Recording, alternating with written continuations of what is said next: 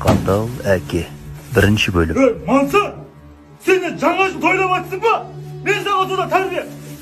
Bildin mi ama? Ha? Ake ne seveceksiniz ake? Toxtardınız. Әкешім, бұл шыршаларды мен қоқысқа апарып тастайын деп жатыр едім ғой. Қой, есіне шығып кетті мен. Siz biz ылғи да sevгісінен жемеп сұрасыз ғой. Ей, оңбаған, әкемізге дауыс көтеріп тұрсың ба?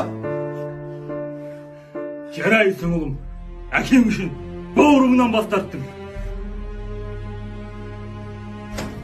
Ей көрші, есігіміздің алдына сүйіп кеткеніңмен қоймай, бала шағыңмен қырылып үйімізге тыныштық бермей қойдың ғой сен. Ит екенсің.